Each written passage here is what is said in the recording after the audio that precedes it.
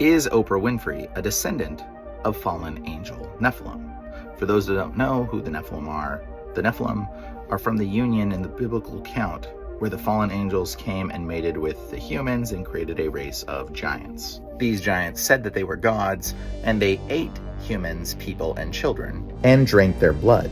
These race of giants took over the whole earth and were wiped out in the flood mostly, but some somehow survived. The story of David and Goliath, as an example. Goliath was a Nephilim. He was a giant. See, many of the Nephilim giant bloodlines began to inbreed to keep their Nephilim genetics alive and more pure, which resulted in polydactylism, a defect of inbreeding, extra toes and extra fingers, like the man at Gath, who in the Bible has 6 toes and 6 fingers. But most of these giant bloodlines have bled into normal-sized people that we have today. However, there's still remnants of these effects, like Oprah, who supposedly had 6 toes, but had them removed. Now, this is just a rumor, and it's probably not true. However, in the biblical account, there is a person named Oprah who separates from Ruth and Naomi to go back to her people and worshiping her false gods, which is not a good thing. Even in the rabbinic literature, Oprah is not seen as a good character, and she's actually associated with Harpo, the mother of the Nephilim giants, who is also considered the mother of Goliath. Now, why would you name your child after this person is a little perplexing to me. Well, here's another interesting thing. You see, in the occult, they often like to spell things forward and backwards and mix things up, but still tell you what it means. You see, Oprah has a production company, Harpo. It's her name backwards. Harpo Productions, alluding to the fact that she's occultically connected. More interestingly, is what Harpo actually stands for. Harpo is the nickname for Harpocrates, the child god of secrets. And boy, is Oprah full of secrets. And her connections like Oprah's close friend Jerry Harris, who was the star on Oprah's Netflix series Cheer, who was sentenced to 12 years for child sex crimes. Or her connection to serial rapist Harvey Weinstein. Multiple photos. There's even a model who mentioned that Oprah was pimping her out to Harvey Weinstein. And let's not forget, Oprah had on her show a man by the name of John of God. John of God in Brazil was known not just for human trafficking, but for baby farming. Literally impregnating women, forcing them to give birth to undocumented children that they would then sell to high-paying, rich celebrity clients. John of God was also the personal healer to Bill Clinton. This man ran a baby farming operation for celebrities. And Oprah praised him repeatedly as a wonderful, amazing, healing man of God. And this man was on Oprah's show. Another alarming thing to consider is Oprah's Academy for Girls, which within the first year of opening had already formed accusations of sexual abuse and physical abuse of the girls in the school, which Oprah came out openly and cried, begging for the forgiveness of the people that had been abused at the school. However, this abuse didn't stop. It continued. There was other instances at her school of child sexual abuse. There's many other disturbing things with this school. Like on her Google page that used to say the faculty number was 666, District of Ped. And is that Ped short for pedophile? Makes you wonder. Now, I took this screenshot a while back when it was 666, but since then people have exposed this, and Oprah has come under some scrutiny from these allocations. And now when you go to say look up her school, the faculty number says 33, which is not much better of a number, as the 33 is obviously an occultic number, referring to the 33rd degree in Freemasonry, which has some ties to child abuse and trafficking.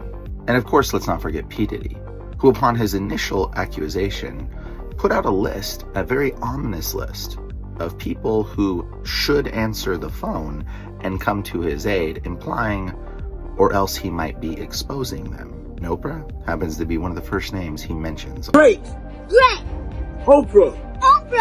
J-Lo. A-Rod. Will Smith. Ralphie the Male. Alicia Keys. There was also a girl on TikTok who was exposing an elite human trafficking ring on the islands of Hawaii. Human trafficking ring on Kauai that she fled the island to, like, you know, set herself free and start a new life. But, like, that was the only way. That was the only way for her to be set free of it all, was to leave the island, because they were trafficking her and threatening her life.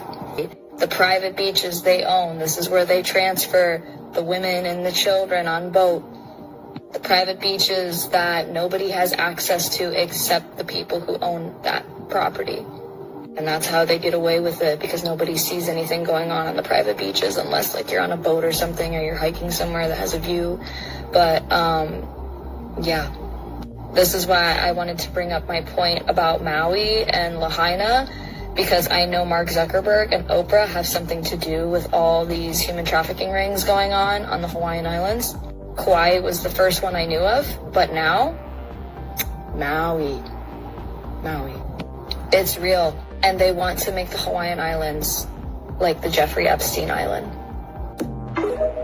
But TikTok took down my viral video that supposedly goes against community guidelines. The video that I exposed about the human trafficking ring on Kauai with my old boss. Yeah, they took it down. And she mentions there are multiple instances of people and children going missing on the island.